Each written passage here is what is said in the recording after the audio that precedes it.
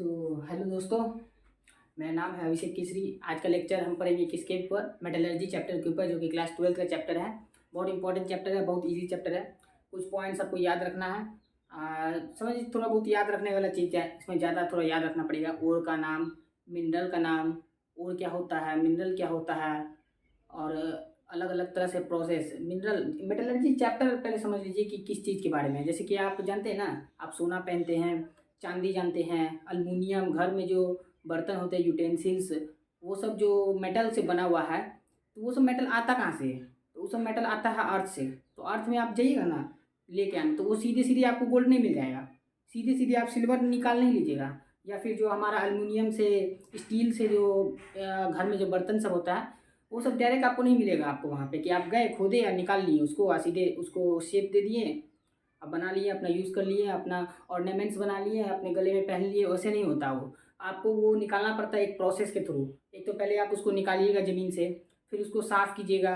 तो उसको साफ़ करने का अलग अलग तरीका होता है।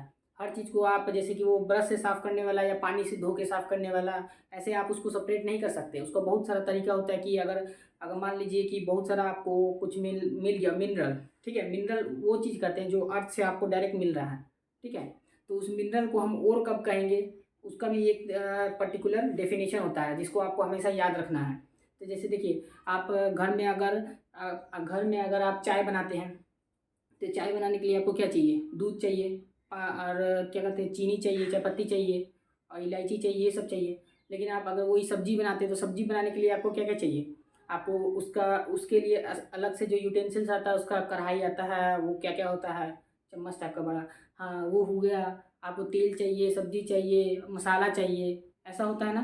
मगर तो उसमें वो सब मटेरियल चाहिए। हाँ, उसका अलग प्रोसेस होता है सब्जी बनाने का। रोटी बनाने का अलग प्रोसेस होता है ना। कि एक रोटी के बनाने के लिए आपको आटा चाहिए, पानी चाहिए, उसका अलग प्रोसेस होता है। तो उसी तरह यहाँ भी होता है। आपको अगर गोल्ड चाहिए, तो गोल्ड जिस चीज़ से बन रहा है, हाँ, तो उसका उसको उसको मतलब एक्सट्रैक्ट करने का, उसको पूरा फाइनल गोल्ड बनाने का अलग प्रोसेस होता है। आपको अगर सिल्वर चाहिए, तो सिल्वर बनाने का, उसको एक्सट्रैक्ट करने का, उसमें से जो गंदा होता है उसको अलग अलग करने का, वो सब प्रोसेस अलग होता है।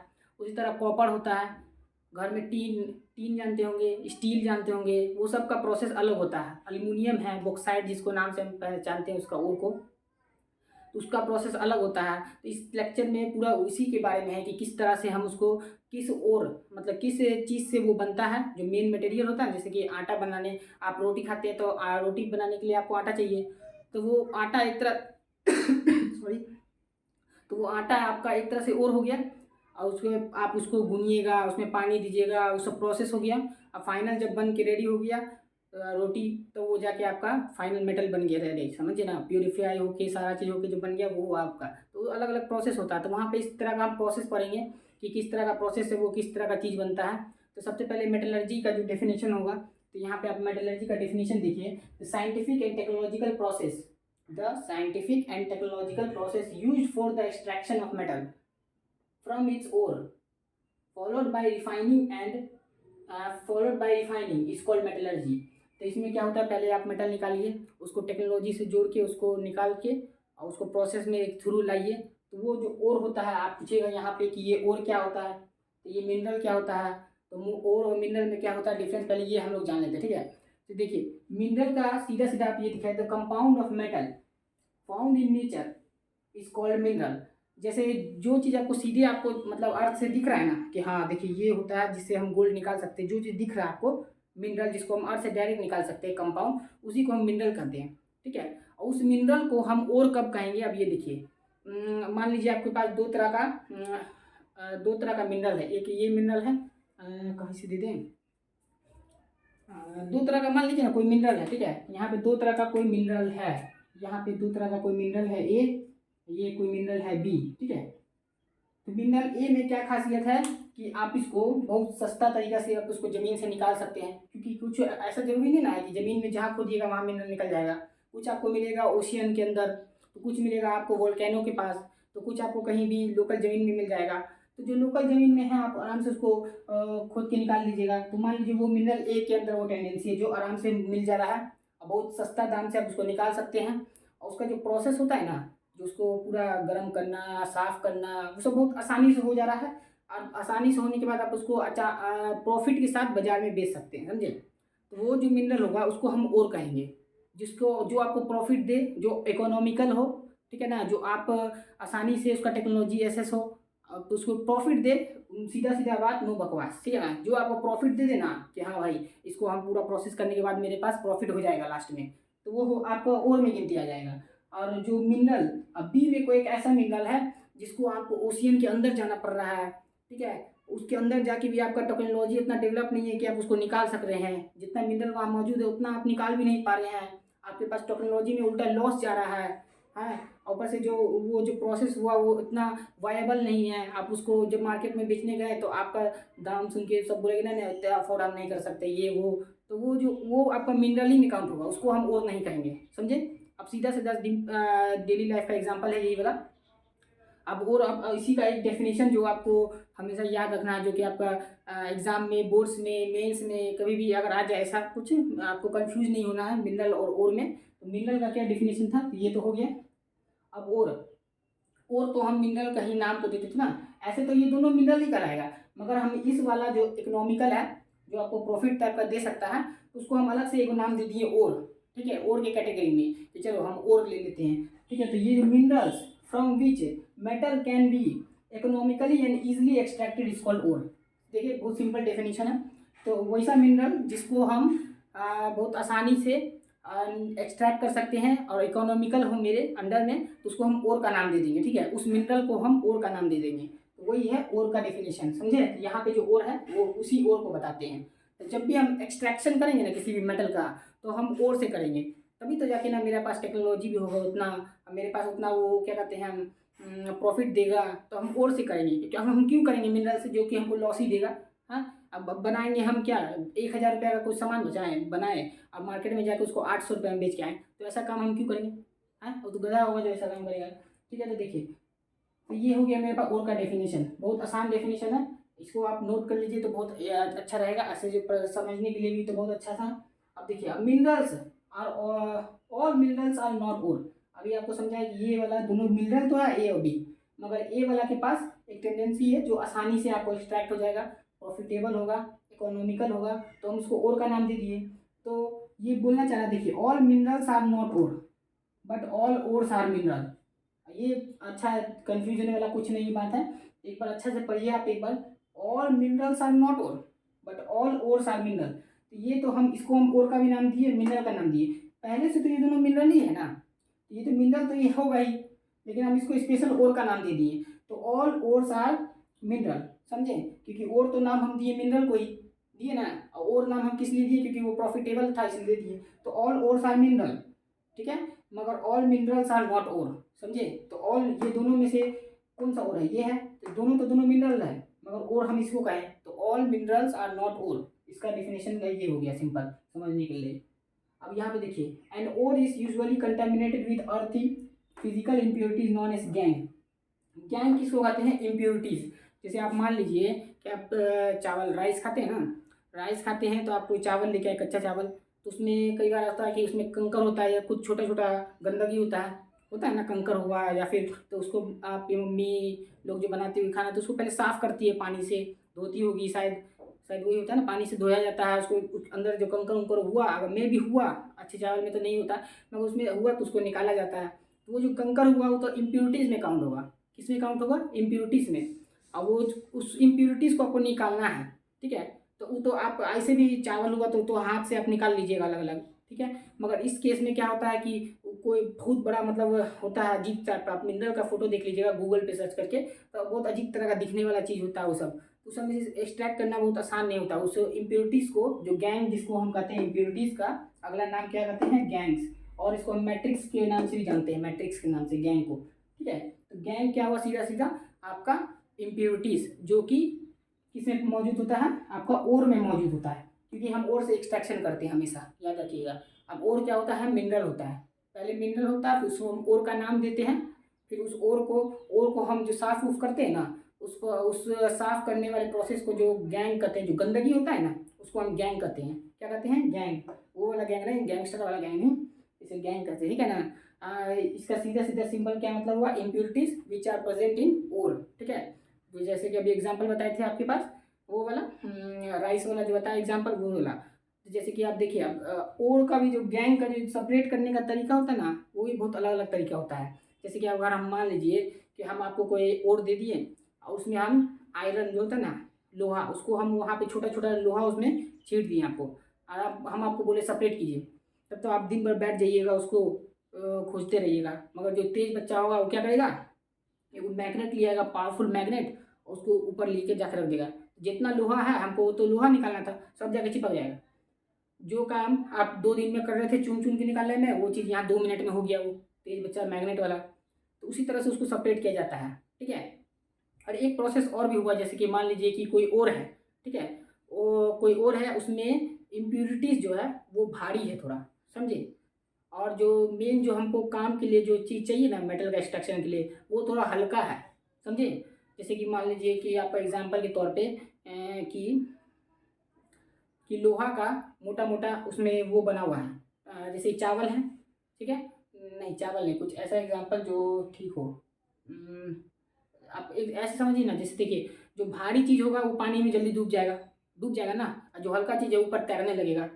तो उस तरह का अगर इम्प्योरिटीज़ में अगर आप ऐसा खोज लेते हैं कि इस इम्प्योरिटीज़ में ये खास बात है कि एक चीज़ इसका गंदा गंदा या अच्छा जो चीज़ आपको चाहिए एक चीज़ में ऐसा डिफरेंस आ जाए कि वो चीज़ भारी हो और अगला चीज़ उसके रिस्पेक्ट में हल्का हो, तो आप उसमें क्या कीजिएगा, सीधे सीधे जाके पानी में फेंक दीजिएगा। तो जो मेरा भारी चीज़ होगा वो नीचे चल जाएगा और जो मेरा हल्का चीज़ होगा वो जो ऊपर चले जाएगा। तो आप आराम से सेपरेट कर लीजिएगा इम्प्योरिटीज़ को। अगर इम्प्योरिटीज़ भारी होगा तो वो नीचे सेटल हो जाएगा, हाँ, और जो मेन चीज़ जो हमको चाहिए वो ऊपर आ जाएगा, जिसकी वजह से हम उसको ऊपर वाला को हटा लेंगे, हम जो काम आएगा वो ले लेंगे हम। तो वो क्या हुआ मेरे पास, वो वाटर का सेपरेशन वो मेरा आ जाएगा। इस उत्तर सेपरेशन का नाम है जो अभी हम आगे पढ़ेंगे आपको, ठीक है। जैसे कि ग्रेविटी सेपरेशन होता है, ग्रेविटी से हम कैसे यूज़ करके सेपरेशन हो, हाइड्रोलिक वाटर सेपरेशन होता है जो कि अभी हम आगे आपको पढ़ाएंगे। और होता है क्या कहते हैं हम फ्रोथ फ्लोटेशन प्रोसेस होता है, एनसीईआरटी में उसका फिगर दे रखा होगा बहुत अच्छा, ठीक है। और इलेक्ट्रोमैग्नेटिक सेपरेशन होता है और भी बहुत तरह का सेपरेशन होता है जो आपको एनसीईआरटी में वही आपका जरूरी है मेंस एडवांस सबके लिए, ठीक है। तो अब उससे पहले कि हम देख लेते हैं, ये तो आप नोट कर लीजिए, देख लीजिए पूरा का पूरा, ये ए बी का कोई जरूरत नहीं है, इरेज कर देते हैं। अब देखिए और जो होता है ना, और का टाइप्स होता है, और जो होता है और जो कि मिनरल से बनता है वो टाइप्स होता है, उसको हम अलग अलग टाइप्स का कहते हैं कि किसमें ज़्यादा ऑक्सीजन है, किसमें ज़्यादा फॉस्फोरस है।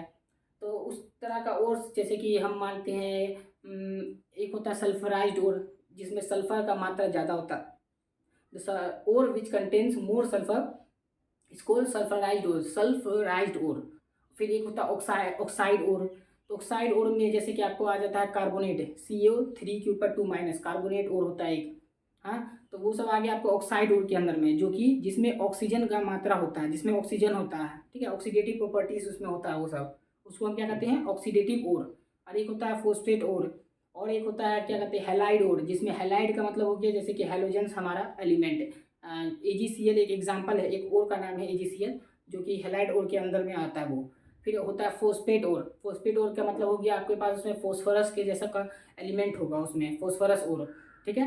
और भी बहुत तरह का और होता है, अभी हम धीरे धीरे उसका लिखवा देते हैं पूरा लिस्ट की कौन सा और आपको याद रखना है, और कंपलसरी है आपको याद रखना। पूरा 50 होगा कम से कम, हमको लग रहा है 25-30 तो होगा, अभी हम आपको नोट करवा देते हो, तो वो सारा का सारा आपको याद होना चाहिए।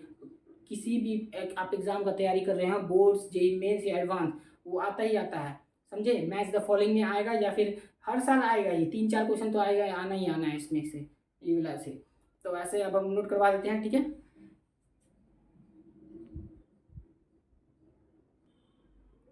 अब जैसा कि आप स्क्रीन पे देख रहे हैं यहाँ पे कि 27-28 जो होता है यहाँ पे हम आपको ये सब सारा का सारा और का नाम है, क्या है और का नाम है। तो और को भी हम कैटेगराइज करके लिख दिए हैं यहाँ पे। तो कैटेगरी देखिए, ऑक्साइड और, कार्बोनेट और, सल्फेट और, सल्फाइड और, हेलाइड और, ये आएगा आपके पास फोस्फेट और के अंदर में, ये आपका आएगा नाइट्रेट और में, ठीक है। ये पूरा नाइट्रेट और में इतना पार्ट। तो यहाँ पे देखिए ये 1 से लेकर 13 तक यहाँ पे है, 14-15 यहाँ पे है, और ये कहाँ गया 14-15 या 16 से लेकर 23 तक यहाँ पे है, बाकी यहाँ पे 27 तक है, ठीक है। तो यहाँ पे पूरा दे देखिए ना 27 है, 29, 28, 29 तो 30 मान के चलिए होगा इसमें पूरा। तो किस पूरा ओर का नाम है। ये सारा सारा जितना भी ओर का नाम है ना, और उसका जो फॉर्मूला है आपको याद होना चाहिए, सारा का सारा आपको याद होना चाहिए। इतना, इससे आगे हमको नहीं लगता अब इससे ज़्यादा कुछ पूछेगा भी। हमको लगता है मेंस एडवांस तक इतना इतना के अंदर में पूछ लेना चाहिए। और शायद दुक्का दिक्कत कुछ और हो जो आपको लगता है कि याद करना लगे, तो आप इसमें नोट करके लिख सकते हैं। तो यहाँ पे देखिए ऑक्साइड ओर, तो ऑक्साइड ओर में आपके पास क्या क्या आता है, देखिए हेमाटाइट, मैग्नेटाइट, बॉक्साइट, कैसेटराइल, पायरोलुसाइड, क्रोमाइट और जिंकसाइट। तो ये सब में देखिए एक कॉमन चीज़ आपको ऑक्सीजन दिख रहा है ना, हाँ, तो इसको हम ऑक्साइड ओर के अंदर में आते हैं। अब ये दोनों में आपको कंफ्यूज ना होना, हेमाटाइट और मैग्नेटाइट में। इससे आपका आयरन का एक्सट्रैक्शन होता है। किससे होता है? हेमाटाइट और मैग्नेटाइट वाला जो ओर होता है, इससे आपका आयरन का एक्सट्रैक्शन होता है। तो देखिए Fe2, ओहो सॉरी F2 लिखे हैं यहाँ पे, Fe2 होगा आयरन का, Fe2, Fe3, ठीक है। तो यहाँ पे देखिए आयरन का Fe2O3 जब हुआ तो हेमाटाइट, और Fe2O4 है यहाँ पे, तो ये मैग्नेटाइट। इसमें कंफ्यूजन नहीं होना, और ऐसा क्वेश्चन ऑफ कोर्स आता ही आता है। अब बच्चा कंफ्यूज करके हम लोग में भी था, हमको तो अच्छा से याद था ये वाला कि Fe3O4 में आप याद रखिएगा, जब 3 हो तो हेमाटाइट होगा, जब 4 होगा तो मैग्नेटाइट होगा। ट्रिक के तौर पे देखिएगा, तो देखिए ट्रिक अपना बना लीजिएगा कुछ तरह के ऐसे याद करने का, क्योंकि सबका अलग अलग तरीका होता है, और जो अपना तरीका से याद रखता है उसको ज़्यादा दिन तक याद रहता है, ठीक है ना। तो आप लोग याद करके रखिएगा उसको। तो यहाँ पे हो गया ये बॉक्साइट। बॉक्साइट क्या हुआ, Al2O3 dot twice of H2O। इससे जो है बॉक्साइट ओर से आपके पास अल्युमिनियम का एक्सट्रैक्शन होता है। किससे होता है? अल्युमिनियम का एक्सट्रैक्शन आपका बॉक्साइट ओर से ही होता है। और है ये सब सारा का सारा नाम। ये कैसेटराइल है SnO2, ये पायरोलुसाइड MnO2, ये हो गया आपका क्रोमाइट FeCr2O4। देखिए इसमें एक स्पेशल चीज़ और भी है कि देखिए यहाँ पे आपको आयरन है, तो इस ओर में से अगर आपको आयरन को सेपरेट करना है, तो ये जो बनता है ना FeO प्लस Cr2O3, देखिए ये इसमें से आयरन है ना, तो ये आप मैग्नेटिक सेपरेशन से आप इसमें आयरन को सेपरेट कर सकते हैं। जब हम मैग्नेटिक सेपरेशन इसके बाद अभी हम पढ़ेंगे, तो उसमें आपको इस ओर का जरूरत पड़ेगा। मैग्नेटिक सेपरेशन में इस ओर का एग्जांपल आपको समझ में आना चाहिए। इसमें होता है ना क्या कि Fe2O3 में ये FeO बन जाता है ब्रेक होके, और प्लस Cr2O3 बनता है, ठीक है, जिसके वजह से यहाँ पे आयरन का मौजूदगी होने की वजह से यो मैग्नेट में अट्रैक्शन हो जाता है, और उसको आसानी से आप सेपरेट कर सकते हैं, उसको क्रोमियम को अलग से सेपरेट कर सकते हैं। आप समझ गए ना। तो ये आपको मैग्नेटिक ओर में आगे काउंट हो जाएगा, मतलब जो सेपरेशन वाला भी हम पढ़ेंगे ना, तो उसमें काउंट हो जाएगा।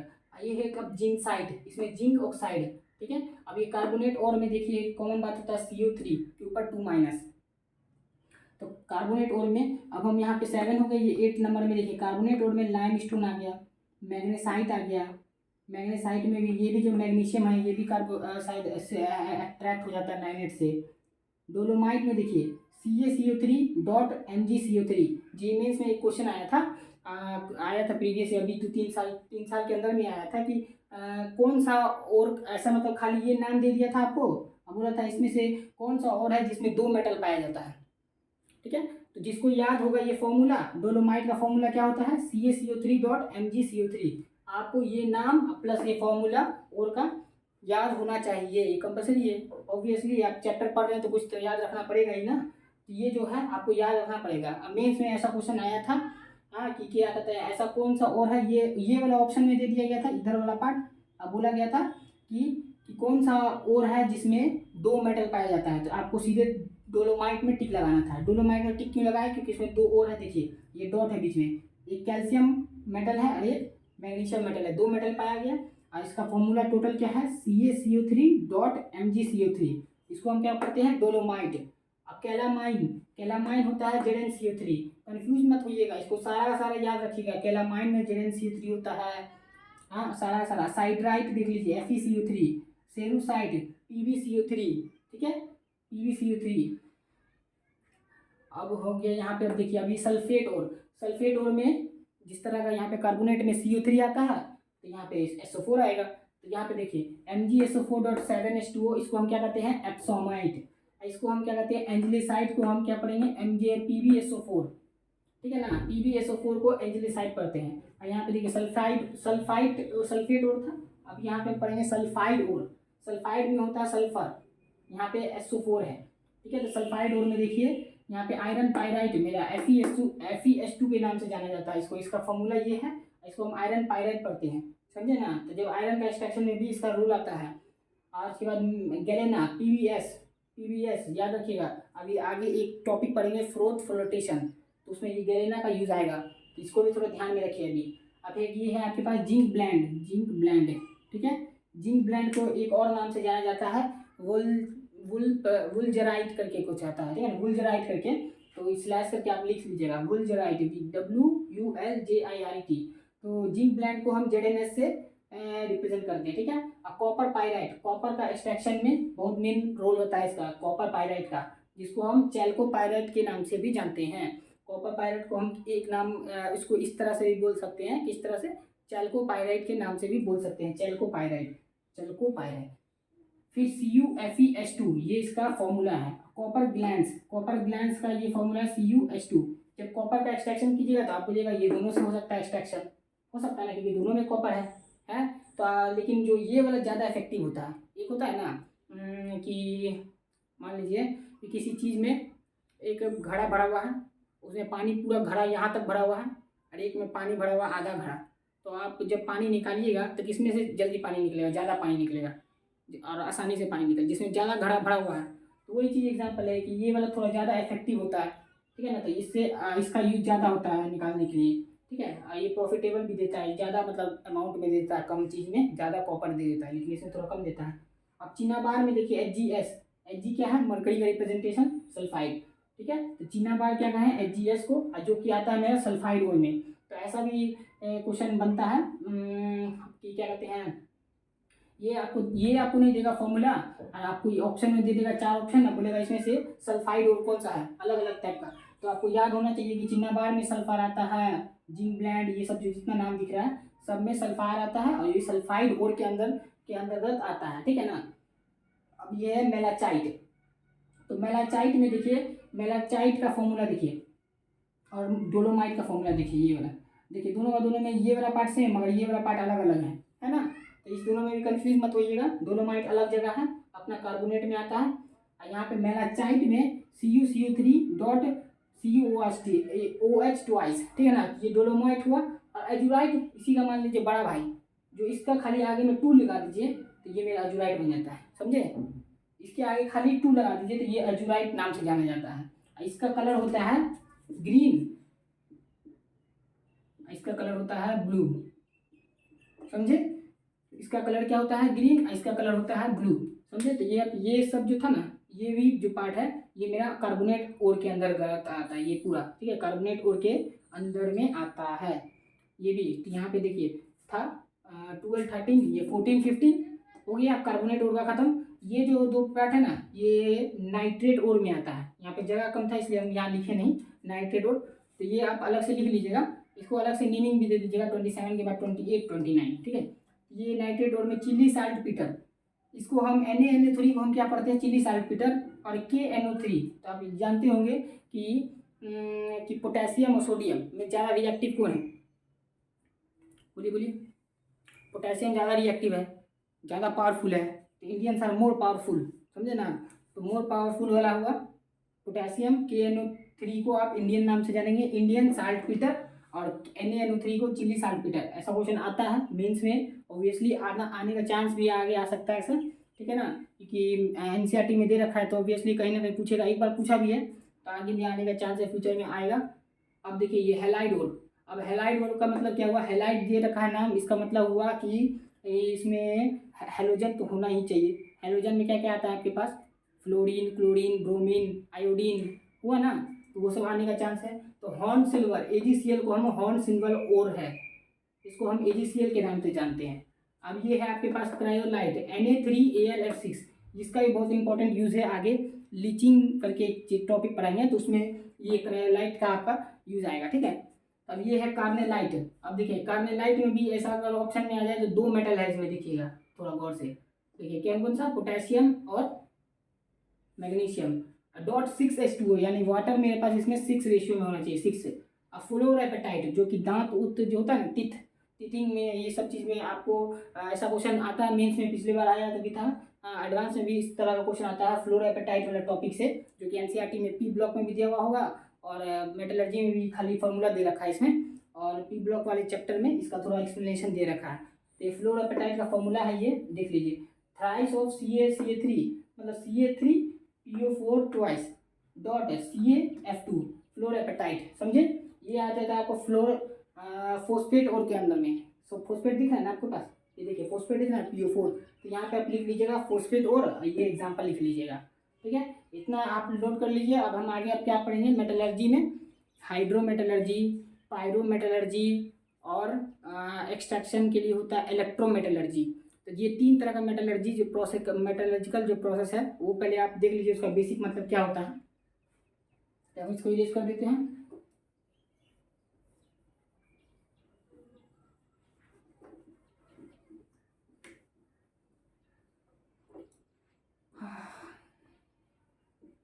मन लगा के पढ़ना चाहिए, एग्ज़ाम बहुत नज़दीक आने वाला है, बहुत जल्दी जल्दी टाइम बीत जाता है, इसलिए एक एक दिन एकदम अच्छा से यूज़ कीजिए। अगर IIT NIT जाना है तो ऐसे नहीं जाता आदमी, बहुत मेहनत लगता है उसमें।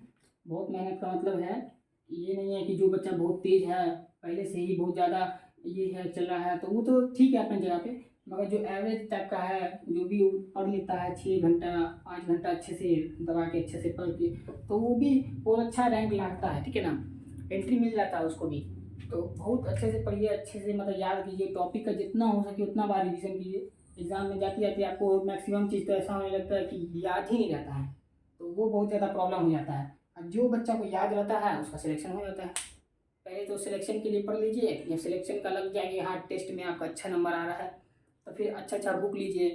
ब्लैक बुक होता है वो मैथ के लिए होता है, और इसमें केमिस्ट्री के लिए तो आपको रिवीजन बहुत ज़्यादा जरूरी है, एक साइड बुक अलग से ले लीजिए क्वेश्चन प्रैक्टिस के लिए, या फिर किसी अगर कोचिंग में पढ़ रहे हैं तो उसका मटेरियल भी इनफ होता ही है।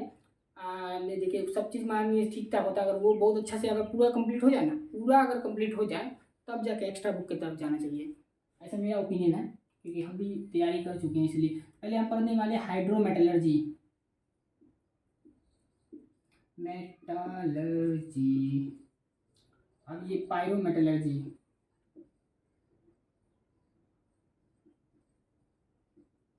हाइड्रोमेटलर्जी और इलेक्ट्रोमेटलर्जी,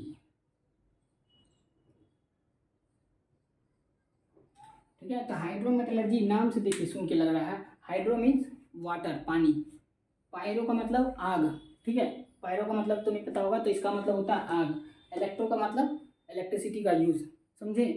तो इस यूज़ करके ये जो बेसिक मतलब है इसका, ये तो आपको पता चल रहा है कि इसमें पानी का कुछ मतलब होगा। तो हाइड्रोमेटलर्जी का मतलब कि यहाँ पे कुछ पानी उनी वाला सिस्टम आने वाला है। द प्रोसेस इन विच, इसका डेफिनेशन सिंपल सिंपल आप ये लिखिए, the process, the metallurgical process in which water is used, इसको क्या कहेंगे हम hydrometallurgy, process in which, metallurgical process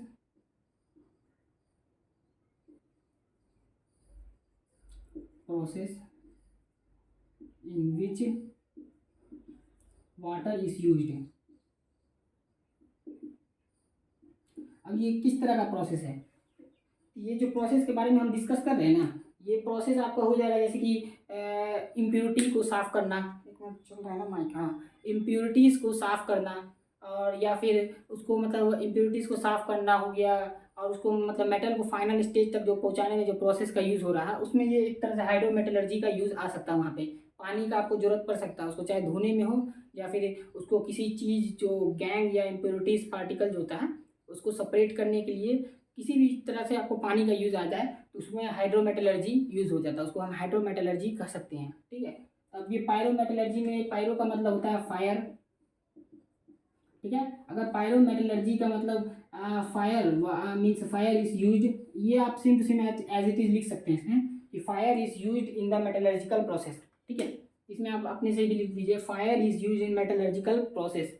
इसमें इलेक्ट्रोमेटलर्जी में आप जानते हैं ना, ये ऐसा पढ़े होंगे कि दो इलेक्ट्रोड होता है पानी के अंदर, इसको इलेक्ट्रिसिटी से हम जोड़ देते हैं, तो यहाँ पे कुछ कॉपर वाला होता है मामला, तो यहाँ पे आयन सेपरेट हो जाता है, ठीक है, जिसकी वजह से जो पॉजिटिव चार्ज है वो चल जाता है, नेगेटिव पॉजिटिव चार्ज जो आयन होता है, आयन समझिए ना मेटल जैसे कि कॉपर +2 है तो वो चल जाएगा जहाँ पे इलेक्ट्रॉन हो, इसके मान लीजिए यहाँ पे इलेक्ट्रॉन है, ये वाले इसमें इलेक्ट्रॉन ज़्यादा आ रहा है इलेक्ट्रॉन, तो पॉजिटिव चार्ज वाला यहाँ पे आ जाएगा क्योंकि पॉजिटिव नेगेटिव में अट्रैक्शन हो जाएगा, दोनों दो मेटल अलग से सेपरेट हो सकता है, तो इसको हम इलेक्ट्रोमेटलर्जी में आएंगे। तो इलेक्ट्रो क्यों आया, क्योंकि यहाँ पे इलेक्ट्रिसिटी का जरूरत पड़ा ना सेपरेट करने के लिए, तो यहाँ पे इलेक्ट्रो का नाम आ जाता है, समझे।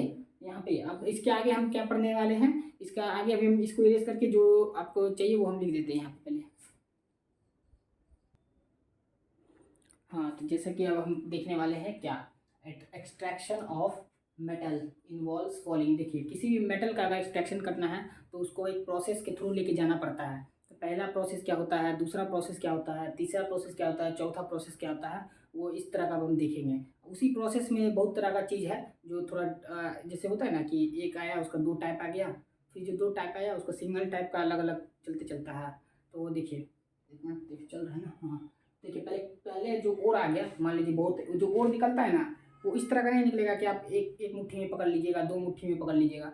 वो छोटा छोटा तो ऐसे भी निकल सकता है मगर वो बहुत बल्क अमाउंट में रहता है, बहुत बड़ा पत्थर टाइप का निकलता है वो, समझे, बहुत बड़ा होता है यार, एक घर के बराबर या फिर एक रूम के बराबर, बहुत बड़ा बड़ा। एक ट्रक में मान के चलिए कि दो तीन ऐसा ऐसा बड़ा बड़ा जो ट्रक होता है ना, जानते हैं बड़ा ट्रक होता है, दो तीन बड़ा बड़ा मतलब जाइंट स्टोन टाइप का वो मान लीजिए मिनरल निकला, ठीक है, दो मिनरल निकला तो उसको आप ऐसे तो नहीं है कि सीधे सीधे आप उसको धो दीजिएगा या फिर उसको सीधे से सीधे आप अपना प्रोसेस के थ्रू ले जाइएगा या फिर मशीन में सीधे लेके जाइएगा, अपने आप ही होगा। तो मशीन में जाने के बाद जो प्रोसेस होगा उसमें, तो वो पहले क्या करेगा कि पहले उसको क्रशिंग करेगा। तो जो बड़ा चीज़ है उसको आप पहले छोटा छोटा कर लीजिए, तभी ना जाके आप उसको हो जाएगा।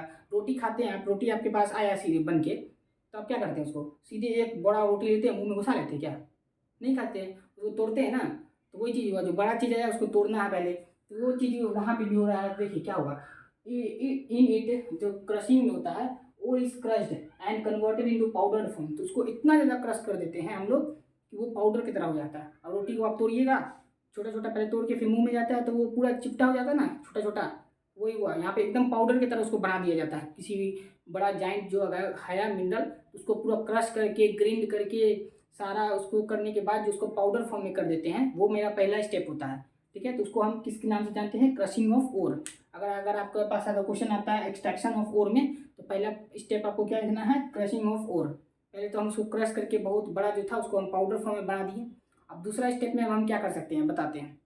दूसरा स्टेप में होता है ड्रेसिंग और concentration of ore.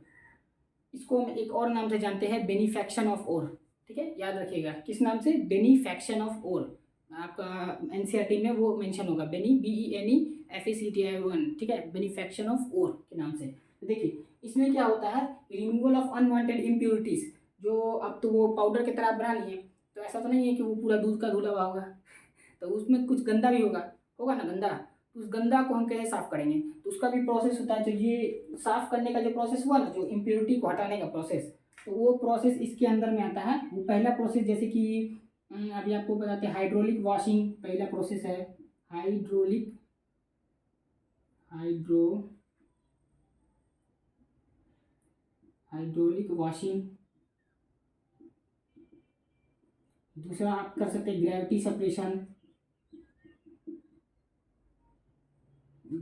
Hydraulic washing नहीं, यहाँ पे लिख देते हैं हम आपके लिए बी का, ग्रेविटी सेपरेशन। अभी आपको सबको समझाएंगे लाइन बाई लाइन, ठीक है, कि क्या होता है ग्रेविटी सेपरेशन, क्या होता है हाइड्रोलिक वॉशिंग। Gravity separation. और थर्ड हो जाएगा आपके पास इलेक्ट्रोमेटलर्जी।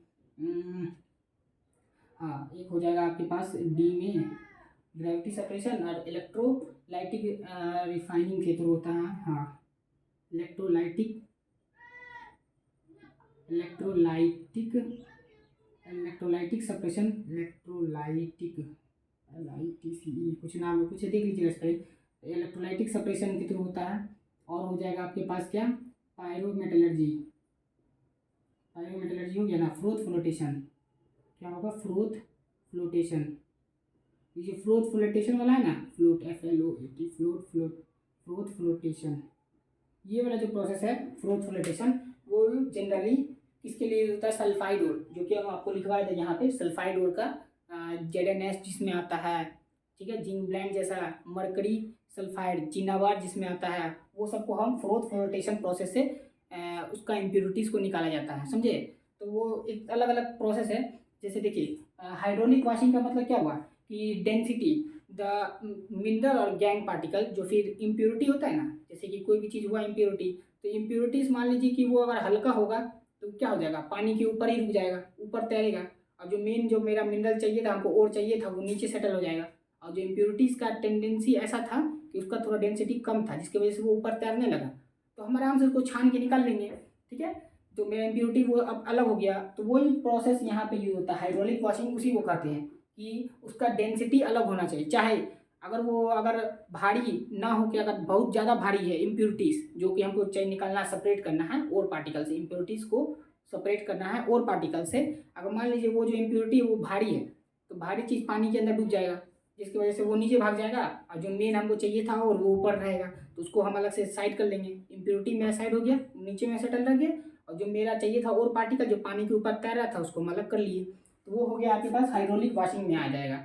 हाइड्रोलिक वॉशिंग का बेसिक से यही मतलब है। इसका हम आपको डेफिनेशन लिखवा देते हैं अभी, ठीक है, जो आपको नोट में लिख लीजिएगा, तो बाद में रिवीजन के समय में आपको काम आएगा। अब ये आपका ग्रेविटी सेपरेशन। अब ग्रेविटी सेपरेशन में ऐसा होना चाहिए कि चाहे तो वो गंदगी या फिर जो मेन जो आपको ओर होता है, दोनों में से किसी एक के पास ऐसा मैग्नेटिक प्रॉपर्टी होना चाहिए जो कि अट्रैक्शन कर सके या रिपल्सन कर सके, समझे ना। तो ग्रेविटी सेपरेशन में होता है ना क्या, कि उन्हें ग्रेविटी सेपरेशन में दोनों का दोनों यही हुआ। ग्रेविटी सेपरेशन में नहीं वो मेटलर्जिकल सेपरेशन होगा एक यहाँ पे, हाँ, ये इलेक्ट्रोमेटलर्जिकल सेपरेशन। यहाँ पे ये दोनों दोनों एक ही हुआ, ये दोनों एक ही हुआ, ग्रेविटी सेपरेशन या हाइड्रोलिक वॉशिंग दोनों एक हुआ। ठीक है ना। ग्रेविटी सेपरेशन में क्या हुआ, जैसे कि एक 2 गिलास पानी ले लीजिए आप, ठीक है, एक में आप कॉइन रख दीजिए तो वो सीधे देखिएगा नीचे चल जाएगा, ठीक है, और एक में आप कुछ ऐसा चीज़ रख दीजिए जो उसके ऊपर फ्लोट करे, ठीक है, बहुत हल्का चीज़, जैसे कि आप क्या रख सकते हैं, पेपर का टुकड़ा फाड़ के रख दीजिए, और हम आपको बोले कॉइन से सेपरेट करना है, तो अगर बहुत ज़्यादा अमाउंट में तो आप क्या कीजिएगा, उसको पानी में डाल दीजिएगा, तो कॉइन भारी होता है तो सीधे नीचे भाग जाएगा और पेपर का टुकड़ा ऊपर आ जाएगा। तो ग्रेविटी सेपरेशन दोनों का दोनों एक ही चीज़ हुआ, हाइड्रोलिक वॉशिंग या फिर ग्रेविटी सेपरेशन दोनों को एक ही चीज़ करते हैं। और ये हुआ इलेक्ट्रोमैग्नेटिक सेपरेशन। इलेक्ट्रोमैग्नेट जानते हैं ना, मैग्नेटिक सेपरेशन, ये सेपरेशन है। इलेक्ट्रोमैग्नेटिक सेपरेशन में वही प्रॉपर्टी जिसमें एक दोनों, चाहे तो वो गंदगी या फिर जो ओरिजिनल जो हमको चाहिए और पार्टिकल, दोनों में से किसी एक के पास मैग्नेटिक बिहेवियर शो करने का टेंडेंसी होना चाहिए। तब ना हम जाके क्या करेंगे कि मैग्नेट को, मैग्नेट से जो हमको इम्प्योरिटी अगर निकालना हो तो मैग्नेट अगर आयरन वायरन हुआ तो वो चिपक जाएगा और हम साइड कर लेंगे। तो एक तो ये सब होगा, ऐसा और होता है जिसमें भी ये टेंडेंसी होता है, इसीलिए इस प्रोसेस का नाम दिया गया है इलेक्ट्रोमैग्नेटिक। और फ्रोथ फ्लोटेशन में क्या होता है कि एक जहाज बन जाता है वो, ये फ्रोथ जैसे होता है ना कि और पार्टिकल जो होता है ना उसको ऑयल के साथ मिला दिया जाता है, ऑयल क्या, तेल, ठीक है ना, तो वो जिसकी वजह से वो उसमें आ जाता है। और जो गैंग पार्टिकल होता है, जो गंदगी होता है, इम्प्योरिटीज़, वो वाटर के साथ मिक्स हो जाता है, जिसकी वजह से उसको सेपरेट हम आराम से कर सकते हैं। उसका एक फ्रोथ फ्लोटेशन एक प्रोसेस है जो कि अभी हम आपको समझाएंगे फिगर के साथ, तो वो आप उसमें देख लीजिएगा। अब ये प्रोसेस होने के बाद, इतना होने के बाद क्या हुआ, मेरा इम्प्योरिटीज़ को हम अलग कर दिए। इम्प्योरिटीज़ किस प्रोसेस में, सेकेंड स्टेप प्रोसेस में, इसको हम क्या कहते हैं, ड्रेसिंग और कंसंट्रेशन ऑफ ओर, ठीक है। और हम इम्प्योरिटीज़ को किस किस प्रोसेस से सेपरेट कर सकते हैं, ये 4 प्रोसेस, 2-3 प्रोसेस जो है हम आपके पास लिख दिए हैं। अब उसके बाद जो होगा, इम्प्योरिटीज़ को हम सेपरेट कर दिए, अब क्या करेंगे, अब तो मेरे पास सिर्फ और आ गया जो कि हमको अब चाहिए। अब आप बोलिएगा अब तो ये सीधे मेरे पास सोना दिख रहा है, नहीं, अब वो सोना नहीं दिख रहा, अभी और चीज़ बाकी है। अब देखिए क्या हुआ कि extraction of crude metal from its ore, जैसे कोई भी अगर मेटल अब ओर आ गया ना, तो उसमें आप ओर को अगर ऑक्साइड फॉर्म में अगर कन्वर्ट कर दीजिएगा ना, तो वो आसानी से सीधे के सीधे डायरेक्ट मेटल में आके कन्वर्ट हो जाएगा ऑक्साइड फॉर्म में, समझे। तो आपको क्या करना चाहिए कि मेटल को ऑक्साइड मतलब ओर को ऑक्साइड फॉर्म में ज़्यादा से ज़्यादा कन्वर्ट करिए। तो इसमें आपको रोस्टिंग और कैल्सिनेशन करके एक टर्म आता है, तो इस चीज़ में आपको पढ़ना होगा, वो यहाँ पे हम लिख देते हैं, रोस्टिंग और कैल्सिनेशन। इसमें होता है कि एयर के प्रेजेंस में आपको ओर को हीट किया जाता है, ठीक है ना। रोस्टिंग में एयर के प्रेजेंस में एयर में तो ऑक्सीजन होता है, इसलिए उसके प्रेजेंस में, ऑक्सीजन के प्रेजेंस में कह लीजिए या फिर एयर के प्रेजेंस में उसको हीट किया जाता है, जिसकी वजह से वो ऑक्साइड में कन्वर्ट हो जाता है, समझे, कार्बोनेट में या ऑक्साइड में कन्वर्ट हो जाता है। ऑक्सीजन आ गया, अब हम उस ऑक्सीजन को वाले को है ना आराम से उसको हम वो कर सकते हैं, जैसे कि मान लीजिए CaCO3 है, अब उसको हम कन्वर्ट कर सकते हैं आराम से, जैसे कि CaCO3 में मान लीजिए मेरा कोई और कन्वर्ट हो गया, तो हम इसको हीट करेंगे ना, तो ये मेरे पास बन जाएगा CaO प्लस CO2। अब CaO को भी आसानी से हम बहुत जगह सेपरेट कर सकते हैं। देखिए CO2 तो मेरा गैस बन के उड़ गया, अब मेरे पास कैल्शियम हमको चाहिए, तो यहाँ पे कैल्शियम को अब सीधे सीधे अब इसका रिडक्शन कर देंगे हम, रिडक्शन कर देंगे, क्योंकि ये तो ऑक्सीजन है ना, ऑक्सीजन में रिडक्शन कर देंगे तो H2O के फॉर्म में वो बाहर चल जाएगा, वहाँ वाटर के साथ मान लीजिए रिडक्शन कर देते हैं H के साथ, तो यहाँ पे कैल्शियम आपको बच जाएगा। अभी आप इसका थोड़ा और प्रोसेस है, अभी जिसको समझ में नहीं आ रहा तो वो धीरे धीरे देखिए, आपके आप अपने आप ही डाउट क्लियर होते जाएगा कि ये ऑक्साइड में क्यों कन्वर्ट करते हैं हम। जनरली ऑक्साइड में करने से ऐसा होता है ना कि उसको मतलब प्रोसेस थोड़ा आसान हो जाता है, ठीक है ना। तो ये रोस्टिंग वो प्रोसेस होता है। आप देखिए यहाँ पे रोस्टिंग और calcination,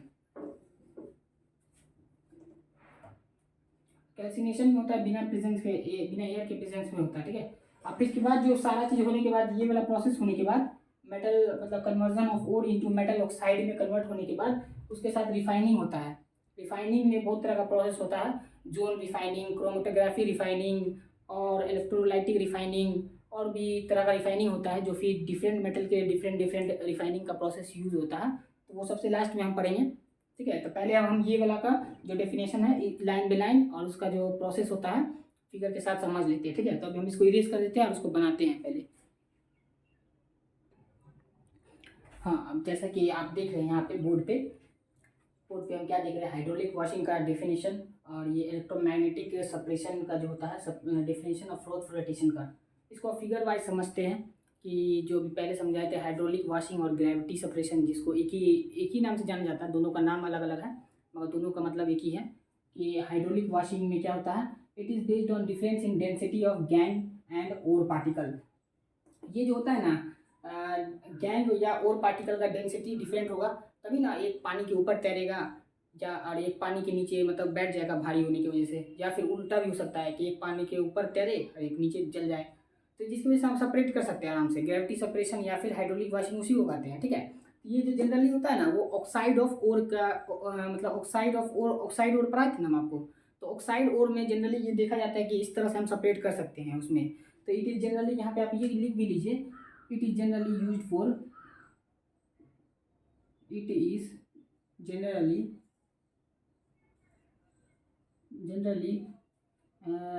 used in oxide ore. Oxide ore में ऐसा हो पाया जाता है कि आप इसको इस तरह से देख सकते हैं, ठीक है। बाकी और भी तरह का जो और होता है जिसके लिए एक पर्टिकुलर प्रोसेस यूज होता है, जैसे ऑक्साइड ओर में तो आप मान के चलिए इस तरह का होता ही है। तो इसमें होता है ना क्या, जैसे देखिए कि एक तो मेरा और तो पहले पाउडर फॉर्म में मेरा बन चुका था, ठीक है। तो जो उसमें सैंड होता है, सैंड जो मिट्टी टाइप का हुआ या फिर क्ले हो गया, मट्टी, रेतीला मट्टी, उस सबको अगर पानी में अगर आप एजिटेटिंग मतलब समझ रहे हैं ना, जैसे शर्ट को या पैंट को आप अपने धोते ना पानी में शर्ट को, तो उसको एजिटेट करते हैं, मतलब पूरा पानी में उसको मतलब उसको पूरा क्या कहते हैं उसको समझिए ना, तो पानी में होता है। तो उसको उस तरह का, उसको इसमें भी है ना उसी तरह का प्रोसेस यूज होता है। बहुत मतलब हीट किया जाता है, वो बहुत हार्ड पानी से उसको हीट करने के बाद है ना, उसका जो सैंड क्ले पार्टिकल है वो हट जाता है, मट्टी उट्टी से जो गंदा से लगा हुआ रहता है वो पानी से हटने के बाद, एजिटेट करने के बाद उसको यहाँ पे उसका वो डेंसिटी अब आ जाता है अलग अलग, जिसकी वजह से सैंड उंड अलग हो जाता है। तो इसमें होता है क्या कि जैसे देखिए ये पानी है, ये कोई सरफेस है, ठीक है। तो यहाँ से आपको पानी बहुत फोर्स से जाएगा, पानी वाटर, ठीक है, वाटर बहुत फोर्स से मारा जाता है। और यहाँ पे गैंग पार्टिकल है, गैंग पार्टिकल या फिर जो ओर होता है यहाँ पे पड़ा हुआ है भारी भारी कुछ कुछ टाइप का, समझे, ये इस तरह का है। ओर पार्टिकल और गैंग पार्टिकल यहाँ पे है, इस दोनों को आपको सेपरेट करना। तो यहाँ से हम पानी मारे एकदम फोर्स से, पूरा फोर्स से कि अपवर्ड स्ट्रीम्स ऑफ वाटर को हम फोर्स से बहुत ज़्यादा मारे, जिसकी वजह से क्या होगा ना कि जो पार्टिकल देखिए, जो डॉट डॉट वाला पार्टिकल है वो तो हल्का है, जिसकी वजह से वो पानी के साथ भाग जाएगा आगे।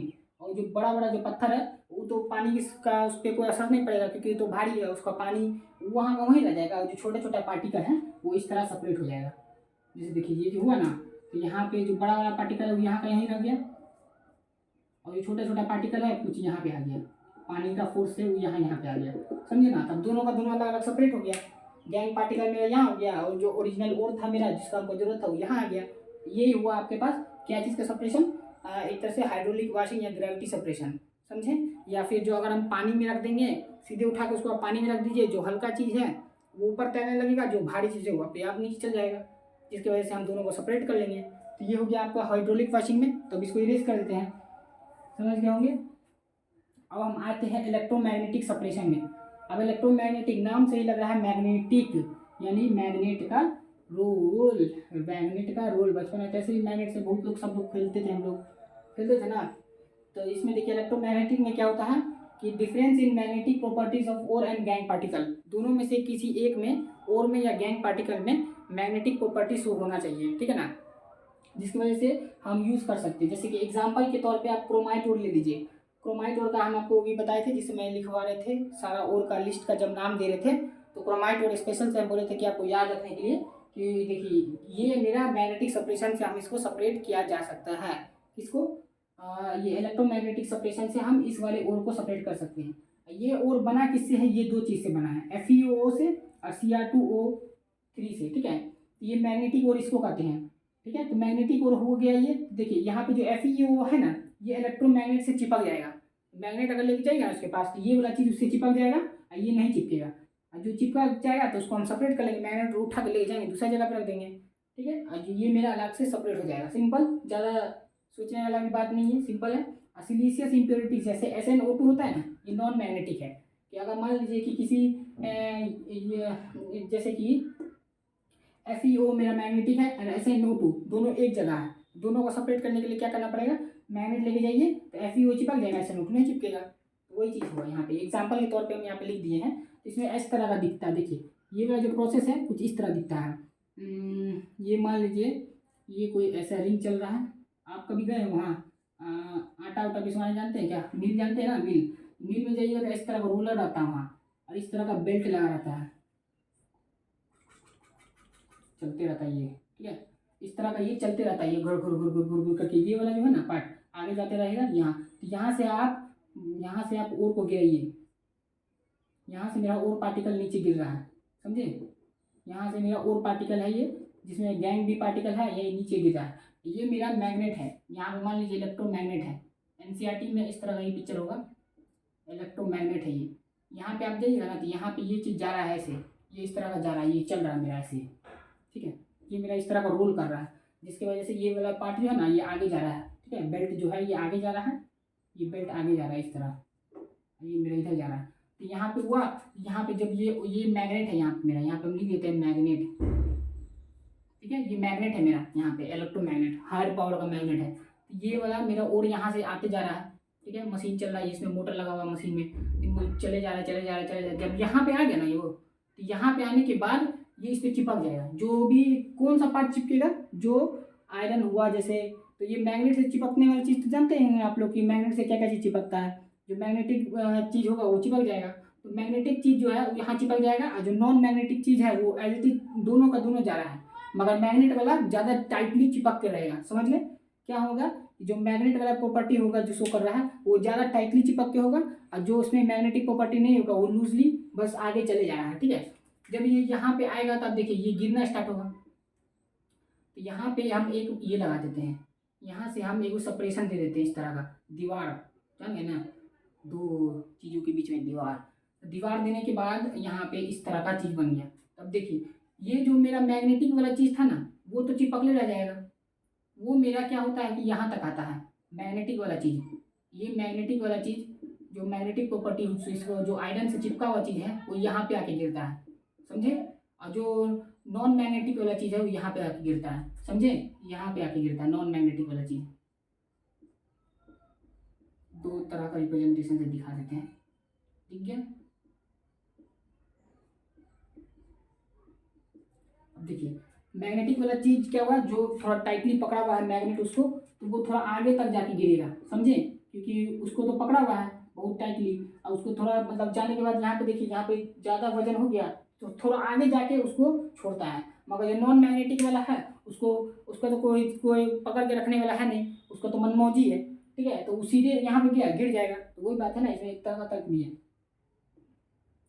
पेरेंट्स का सपोर्ट है। मान लीजिए इसको कि थोड़ा लेट से जाके डूबेगा, अगर डूबने वाला बच्चा है कि कोई पढ़ता लिखता नहीं है ये वो, ठीक है, तो उसको पेरेंट्स का फिर भी पकड़ है कि हाँ तुम कंट्रोल में है मेरे, तो पकड़ के कंट्रोल में है, तो टीचर के कंट्रोल में है, तो थोड़ा बाद में जाके बिगड़ेगा, समझे। तो वो थोड़ा बाद में जाके बिगड़ा, और जो चीज़ के पास कंट्रोल ही नहीं है, न पेरेंट्स देखता है न टीचर देखते हैं, उसके बाद बिना कंट्रोल से जी रहा, हाँ, तो सीधे आके पहले सबसे पहले वही गिरने वाला है। तो वही बात है इसमें, सिंपल। अब इतना भी आप लोग का कॉमन सेंस तो है ही, ठीक है, इतना छोटे तो है नहीं जो समझ नहीं पाइएगा। तो ये दो चीज़ हैं। अब यहाँ पे तो मेरा ये बड़ा सा बना हुआ है दीवार, ठीक है। तो ये दीवार के इस साइड वाला मेरे पास क्या आ गया, ये मेरा आ गया पास मान लीजिए कि ये जो है नॉन मैग्नेटिक वाला है, ये मेरे पास दोनों में से कोई भी हो सकता है, गैंग हो सकता है, ये भी हो सकता है। बस ये कि दोनों का दोनों अलग अलग जगह पे होगा। गैंग और ओरिजिनल जो प्यूरिफाइड जो होगा ना, और वो दोनों का दोनों अलग अलग दीवार के पार ये इस पार होगा। तब हमको जो चीज़ चाहिए वो हम अलग से सेपरेट कर लेंगे। ये हो गया मेरे पास नॉन मैग्नेटिक वाला पार्ट, ये वाला हो गया नॉन मैग्नेटिक, और ये हो गया मैग्नेटिक, समझे, जिसमें मैग्नेटिक प्रॉपर्टी हो, ये वाला चीज़ होगा, याद रखिएगा, क्योंकि मैग्नेटिक वाला थोड़ा ज़्यादा दूर तक जाके गिरेगा। सिंपल है। एनसीईआरटी में भी आपके पास ऐसा ही डायग्राम होगा, हम आपको दिखा देते हैं। यहाँ पे देखिए, दिख रहा है होगा, एक मिनट,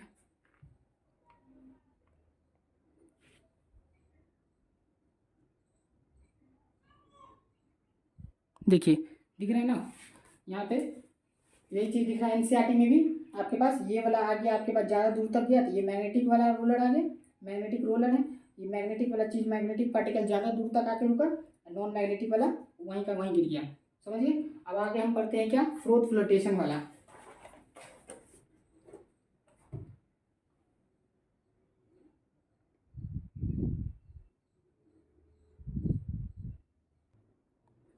हाँ, तो अब स्क्रीन पे आपको दिख रहा होगा, एक मिनट ये चालू कर लेते हैं।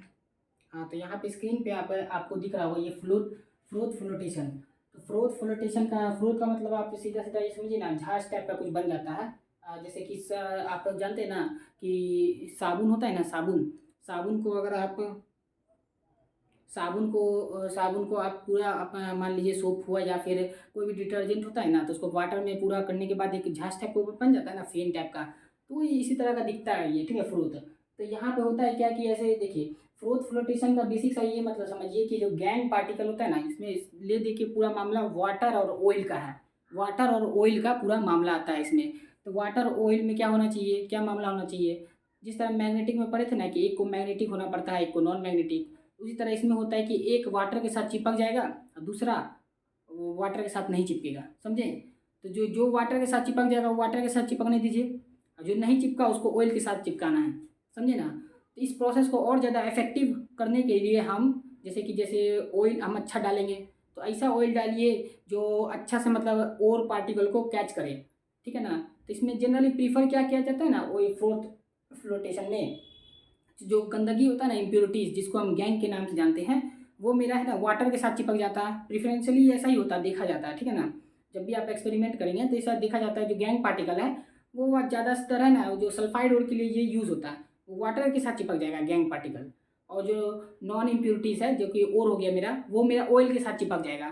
तो हमको एक अच्छा ऑयल देना होगा ताकि वो ज़्यादा से ज़्यादा और पार्टिकल को कैच करे, और ऐसा कुछ एक केमिकल डालना पड़ेगा, ठीक है। कि जैसे तो ऐसा कोई केमिकल क्यों देंगे कि ताकि वो जो पानी के साथ चिपकने वाला चीज़ है वो पानी के साथ अच्छा से चिपके, जो थोड़ा बहुत चिपक रहा था और भी ज़्यादा उस तरह का चीज़ चिपके पानी के साथ, और जो वाटर ऑयल के साथ चिपक रहा था वो ऑयल के साथ चिपके, ठीक है ना। तो जनरली ये जो फोर्थ फ्लोटेशन प्रोसेस होता है ना, वो सल्फाइड और जो हम पढ़े थे, आपको जो सबसे पहले लिखवाए थे, उस तरह का और में इस तरह का प्रोसेस यूज होता है। किस तरह का, सल्फाइड और में फोर्थ फ्लोटेशन का प्रोसेस यूज होता है। हाँ, ठीक है, सल्फाइड और, तो सल्फाइड और में क्या क्या आता है मेरे पास, जिंक ब्लेंड आता है, कॉपर पायराइट आता है। तो यहाँ पे देखिए एग्जाम्पल की तरह पे आप लिखा हुआ है, क्या है, सल्फाइड और में मेरे पास जिंक ब्लेंड आता है, कॉपर पायराइट होगा, आप लिख लीजिएगा, गैलेना होता है, पीबीएस, ठीक है, ये सब सल्फाइड और हुआ। तो इसका बेसिक सा डेफिनेशन क्या है, आपको अगर लिखने का होगा तो लिख लीजिएगा। तो it is based on the fact that gangue and the ore particles have different degree of wettability with water and pine oil.